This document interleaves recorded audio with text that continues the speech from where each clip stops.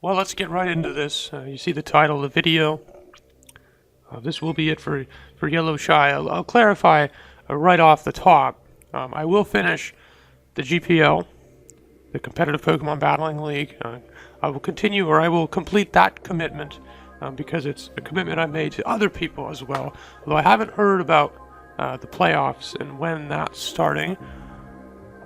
But as far as any of my personal projects goes, that will be they will not be finished.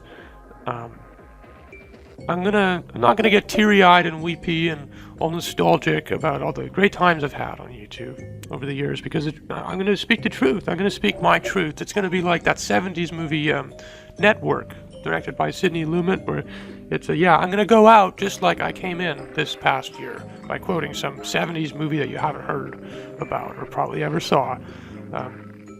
It's a TV reporter. It's in the '70s, so it's like, the set looks like a sauna. And he comes on, and it's his last show, and the reporter goes, "This is my last show because I'm tired of all the bullshit. I've lied to you every night," right? And that's how the movie starts. It's fantastic. It ends in like this. He hosts this game show of his own psyche. You really need to see it. It's really good. Faye Dunaway is in it as well. It's really good. But anyways, I'm going to just speak my truth here, and there's a few things I want to get to. So hang tight. I came back this past year because I wanted to see what it was I did this for. I used to spend a lot of time in my younger years making and creating and curating videos on YouTube, and I left for a few years because life got a little busier, and then I came back this past year because I changed a lot as a person.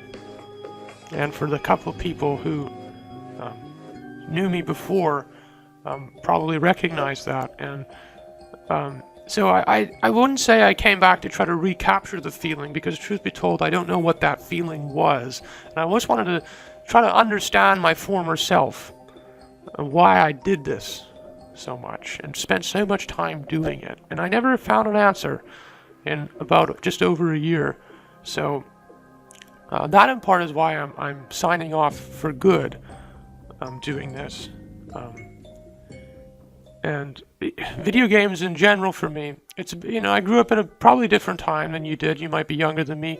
I didn't grow up with video games where you could go online and hang out with people and talk to people and connect with people through video games. I grew up when video games was still a very solitary experience, where I had Game Boys with Pokemon games in them, and every time every time life presented a challenge for me, every time it presented an obstacle or a barrier that it was asking me to break through and overcome and expose myself and learn something about myself and grow as a result and see the world differently, I ran away from that challenge. I ran away and shined us into the corner and played video games, immersing myself into some fantastical realm that I knew I could win. I knew that, then that's the fallacy of video games, is that I can lose without fear, because Pokemon will just pretend like it never happened and I get to try again. It doesn't happen that way in life.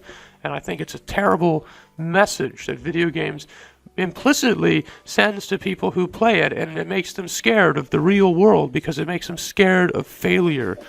And it's something especially young men need to be able to deal with.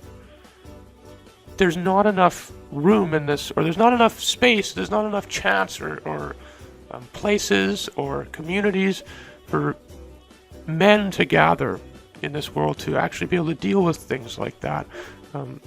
And feminism is something I've turned to over the past few years, and I know it gets a bad rep on YouTube because it's full of men who scoff at feminism because they think it's some stereotype thing. But feminism is as important for men, and I would say as important for men who lurk around. I know lurk was definitely the wrong word, but who are innocent, maybe floating around the interweb and unsure of the evils that do lurk in beneath the surface, or maybe on the surface, of places like YouTube or 4chan. And so that's part of how I've changed a lot as a person, and it's part of what I fear so much about technology and video games with men, is that we create this community where we don't learn how to deal with failure. And it's part of, I think, what has stunted my own growth as a person over the years. And it's why I'm choosing to really just throw video games away from my life entirely. Because there's so much more to life. A video game can never capture. Although I've finally decided to embrace life a little bit more. And I can tell you, for me, that no video game comes close to capturing the experience that life can actually give. And I'll move on to a movie from the 90s now, Good Will Hunting, although I'm not by any means a fan of Matt Damon. It's something that Robin Williams said in the movie, and I think Robin Williams is a hero in so many ways. And Robin Williams said, it was in the scene on the park bench, I'm not going to explain Good Will Hunting to you, and he tells Matt Damon's character, I know what's wrong with you, kid. I'm going to paraphrase this and butcher it completely, because Robin Williams says it so mystically and magically. He says, I know it's wrong. You know everything. You claim to know everything. I could ask you about Renaissance painters, and you could tell me all about Michelangelo and his pursuit of art and all of his paintings and his love interests, but you can't tell me what it smells like in the Sistine Chapel. You can't tell me what it feels like to look up at the ceiling and see the paintings. You can't, because you haven't lived. You claim to know things, but you haven't lived. You don't understand feeling. And it's one of my fears about technology. I'm stopping the paraphrasing now. And back to the YellowShy analysis. It is my fear of technology and online communities, and that we learn to communicate and we learn to do things without feeling anything, because you don't capture that human experience. And I can tell you that love is real, and it's not digital. Nothing can replace the feeling of love. So, with that being said, I don't know how far, this is what I want to end with. I don't know how far the news of Canada can travel down into America at times, especially in the dumpster fire that American society is every single day. But this happened last Monday. A very disturbed and troubled man who was part of a 4chan community of incels. Basically a group of men who, instead of dealing with their own personal failures in a part of it, to keep my phrasing consistent, have decided to blame everything about their inability to deal with pain and emotion, and instead to lash out on all women, and that they've weaponized misogyny to their own disposal. And this is why I say that feminism is just as important for young men and for men in general as it is for women.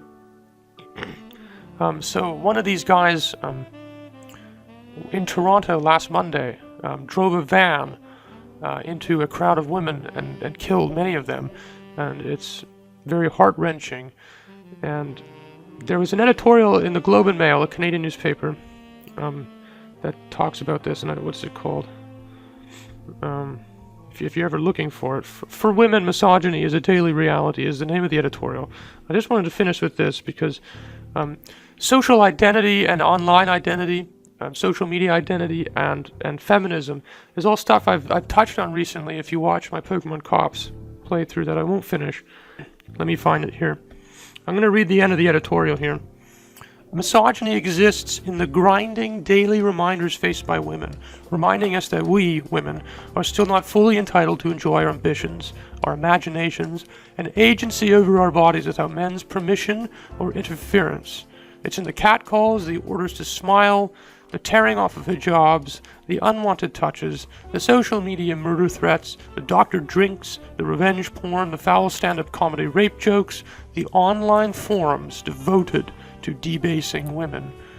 Much of this may never erupt into acts of mass violence, but does it have to in order to be taken seriously? Every woman lives, at least sometimes, by minute-to-minute calculations of threat levels. Is this just a harmless jerk, or someone I need to flatter or placate to protect my livelihood or my life? And even in discussing these very real and present stresses, women must also take care not to offend by remembering to add an apologetic. Not all men, of course. Because misogyny means that men's feelings are more valuable than women's safety. As we reckon with Monday's attack, I hope we'll have serious conversations about how to prevent troubled boys from becoming violent adults. Maybe we'll finally address why young men have so few healthy, supportive places to express their pain, which is in part because they've been told their whole lives that being vulnerable, that being hurt, that not always getting exactly what you want is inconsistent with being a real man. And so to admit weakness means admitting utter failure. And perhaps we'll also talk about how extremist groups, online hate mongers, and YouTube false prophets have stepped up in the absence to weaponize that suffering. If I can't be happy, then no one will.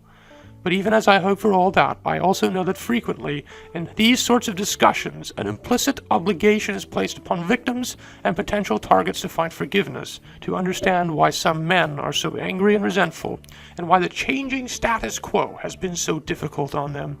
In the interest of balance and compassion, we are asked to find sympathy for men who have shown none of it to others, who didn't care at all about those they harmed. Of course, we need to talk about these terrifying men and how to fix the broken, unjust system that feeds their worst impulses. But now, at least for a little while, I don't want to give them what they crave most, my attention and consideration. Instead, I want to focus my compassion, thoughts, and empathy to the people these men annihilated without ever trying to see them at all. This is YellowShy saying goodbye, not for the final time. I'll keep you updated on how the GPL is going to finish out, but thank you for ever listening to any word that I might have ever said over the on the airwaves of YouTube. And I have had good moments over the years, I think. So, goodbye.